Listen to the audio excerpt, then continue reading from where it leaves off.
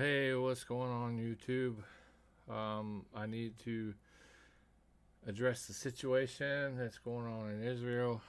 I'm a more of a Twitch streamer than I am a YouTuber, but I was talking to my chat earlier in the Twitch stream, and we were talking about the war in Israel and all the terrible things that are going on from all the devastating lives that are lost, in the Israels and the Americans and I guess the Jewish people and stuff. It's terrible, terrible, terrible, terrible situation. And one of my followers told me I should watch this video because we have deployed strike forces and they are headed towards Israel, and I don't think these Hamas fighters know what is coming their way. They think they have won. They've killed like 2,000 Jewish Israelites and 25 Americans so far or whatever, and they don't know what's headed their way. So I haven't seen this, and we're gonna we're gonna see this together. But he said definitely watch this video, and it's gonna show them what's coming their way. So let's get into it. The collapse of the Soviet Union in the early 90s left the United States as the sole superpower in the world, and it's never looked back. In all aspects of the world, the United States is indeed a superpower, especially when it comes to its military might, which is unsurpassable in its strength, technological superiority, operational capabilities, and power projection across the globe. In this video, we'll take a look at the 5 top reasons why you wouldn't want to go against the US military establishment. The United States Air Force is the strongest in the world, not only in the number of operational aircraft, but also in technological superiority. The country currently operates a total of over 15,000 military aircraft, combining all the branches of the military service, including the US Navy, US Army, Coast Guard, and the US Marines. As of 2017, the US Air Force alone has a fleet of over 5,300 aircraft, 406 intercontinental ballistic... That's 2017. It's 2023. It's got to be way more than that, right? It's got to be way more than that. So this video is old. Okay. 5,300 aircraft, 406 IBMs. Missiles, and 170 military satellites, greater than any other country in the world. The USA has the largest number of stealth aircraft designed to be silent killers and untrackable by the radar defense systems of most countries in the world. Some of these stealth aircraft include air superiority fighters, such as the F-22 Raptor and the F-35 Joint Strike Fighter, heavy bombers, such as the B-2 Spirit. In fact, the United States pioneered this technology in the 1980s with the introduction of the F-117 Nighthawk stealth attack aircraft. Stealth aircraft are designed to avoid detection using a variety of technologies that reduce radar reflection from ground, sea, or air-based radar antennas, thereby reducing its radar cross-section, or RCS. This revolutionary technology allows a 5th-generation aircraft, such as the F-22 Raptor, with a max takeoff weight of 83,500 pounds, to have a radar cross-section of just 0.0001 meters squared, about the size of a bumblebee.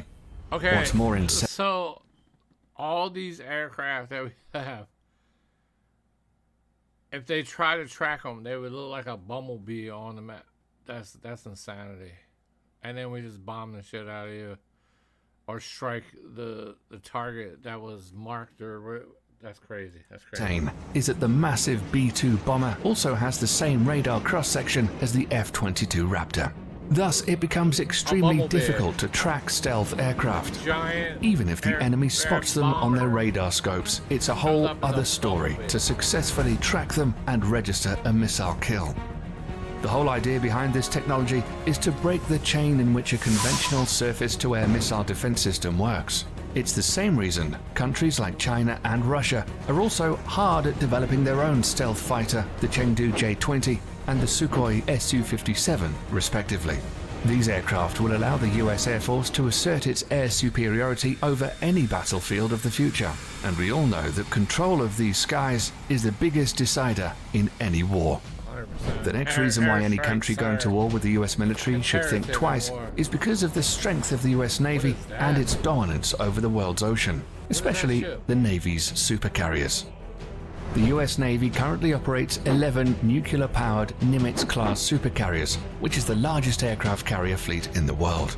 The only Navy that can come close in terms of technological advancement is probably the Royal Navy of the United Kingdom, but they only have 2 operational carriers. The Nimitz class of carriers has a displacement of over 100,000 tons and can carry a complement of up to 70 aircraft. They're literally a floating small town in the ocean with its own airport. The Nimitz-class carriers in themselves are extremely potent offensive weapons, but the way they operate in what is called the carrier strike groups makes these ships even more deadly. A carrier seldom deploys alone.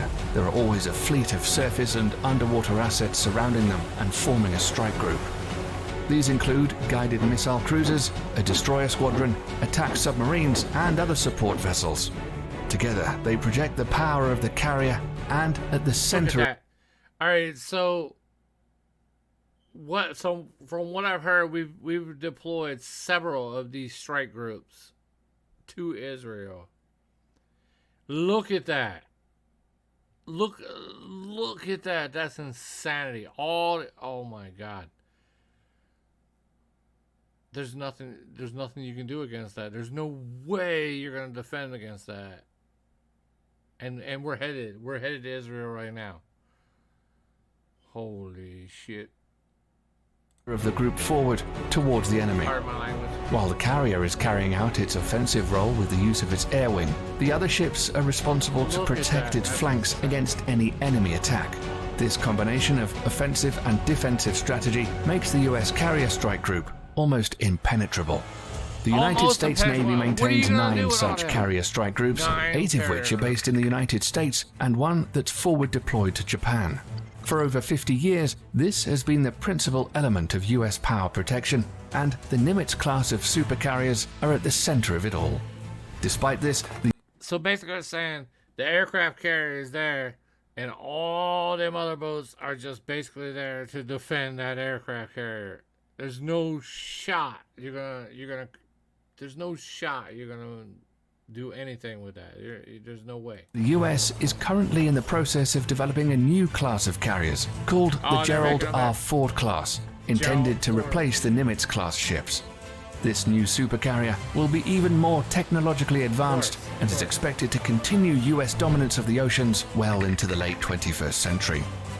The third reason why you shouldn't fight the US military is their massive stockpile of nuclear and conventional intercontinental ballistic missiles, or ICBMs. The ICBM plays the role of the land leg in the US nuclear triad, along with the Trident submarine-launched ballistic missile, SLBM, and nuclear warheads carried on long-range strategic bombers. ICBMs are launched from ground-based missile silos, achieving high suborbital spaceflight, approximately 1,000 miles above the surface of the Earth. The body of the missile then separates from the warhead, which re-enters the atmosphere and free falls to the assigned target at hypersonic speeds. The US military currently operates 400 ICBMs from its base in Wyoming, Montana, and North Dakota.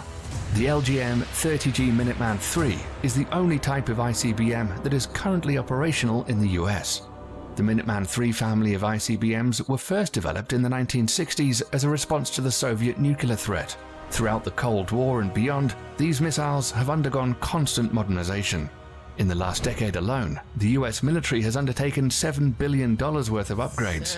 The rocket propulsion engines, the propellants used, the guidance system, and even the flight control surfaces have all been refurbished. The upgraded missiles are completely different from its 1960s counterparts, except for the shell. These state-of-the-art improvements and modernization programs have kept the Minuteman III system operational for over 50 years with improved reliability that supports the missile's remarkable 99% alert rate. The latest versions of the missiles have a range of over 8,000 miles, which is greater than the diameter of the Earth at 7,917.5 miles. They can carry multiple 330 kiloton nuclear warheads, which is 20 times greater than the bombs dropped on Hiroshima. Okay, so 2 points here. He said that they can go 7,000 or 8,000 miles. That's the diameter of Earth, but the circumference of the Earth is 25,000 miles. So I don't think it can get everywhere. I don't think it can hit everywhere, but I'm pretty sure it can hit where it needs to hit. I mean, I don't know how far it is from here to wherever over there in the Middle East, or like, North Korea. I'm sure it can hit that far, but I don't think it can go everywhere because the diameter is through the center.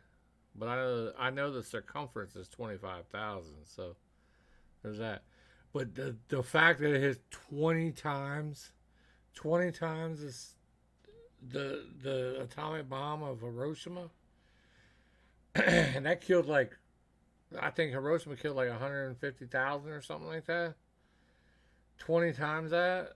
I mean, that shouldn't even be mentioned. That shouldn't even be on the table. That shouldn't even be on the table as an option. And I'm sure it's not. It's probably a last resort thing. And Nagasaki. Not only that, each of these warheads can be assigned to different targets independently. The technology is called Multiple Independently Targetable Re-Entry Vehicle, or MIRV, and was first developed for the Minuteman III family of missiles. So any country messing with the United States will have to deal with this awesome arsenal of firepower, which can be launched at a moment's notice. If it weren't the ICBMs or the stealth fighters raining fire down on you, it would be precision-guided munitions, or better known as smart bombs or PGMs instead. This is another big reason why not messing with the US military is a good idea. All branches of the US military use smart bombs in some forms or the other. These weapon systems are designed to be precise and hit a specific target with maximum efficiency. These bombs are so effective that during the First Gulf War, PGMs comprised only 9% of weapons fired, but accounted for 75% of all successful hits.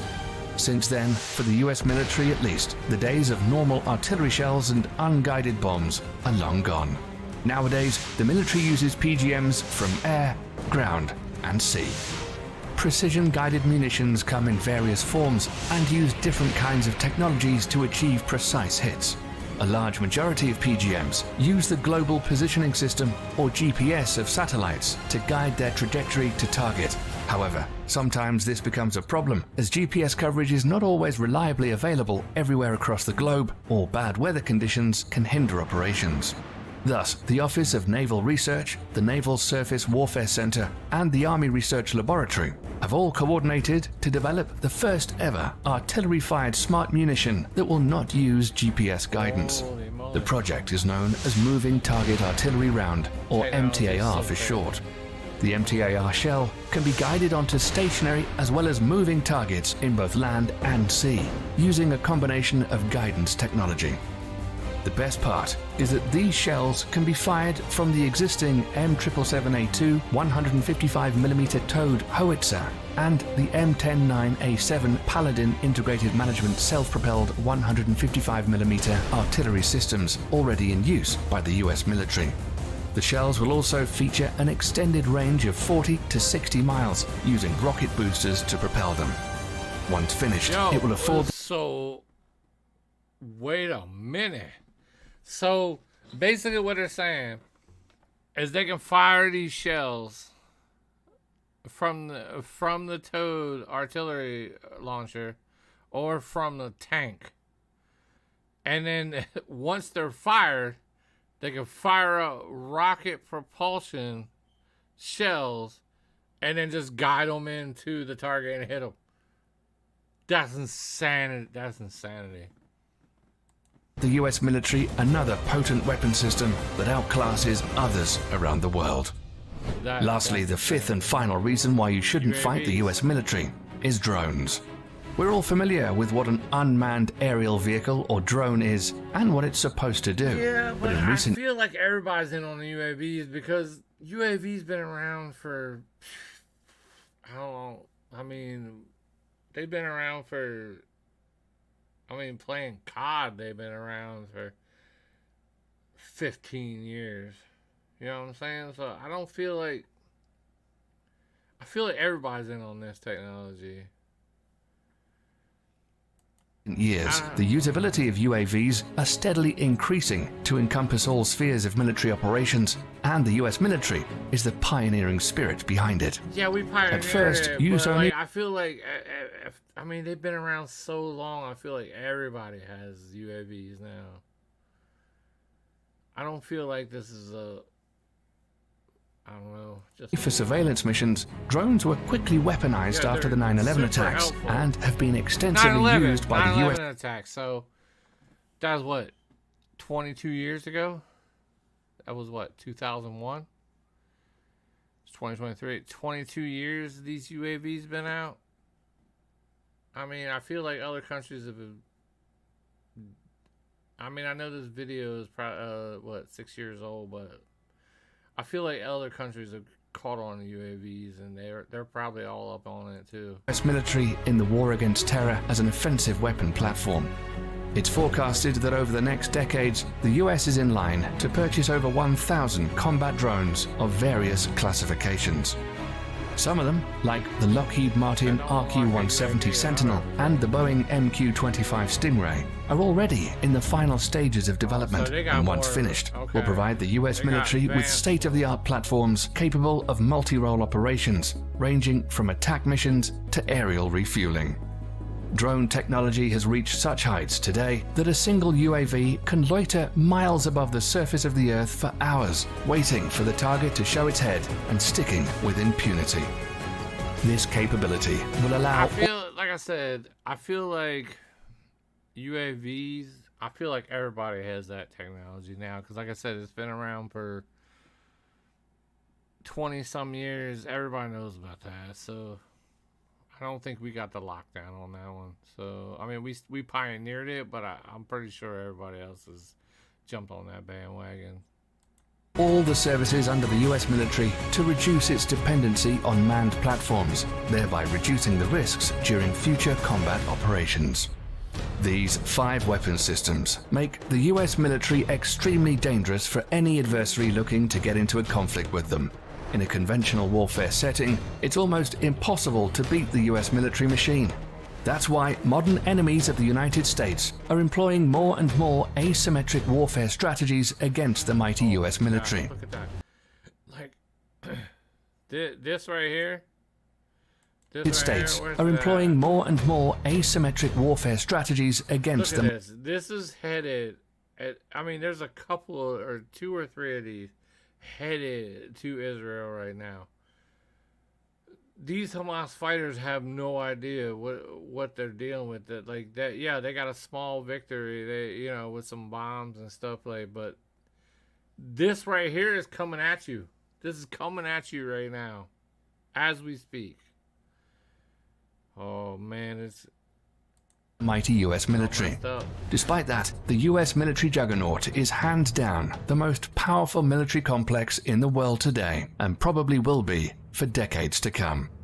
That's all we have for you today, folks. Thanks for sticking around till the end. If you liked the video and want to stay up to date on cool military... So I'm going to link, shout out to Destiny. I'm going to link the video down in the description. I mean, it was an amazing video. And rest in peace to all the poor people that have perished in the Israel attacks. Whether you were the Jewish or the Americans, and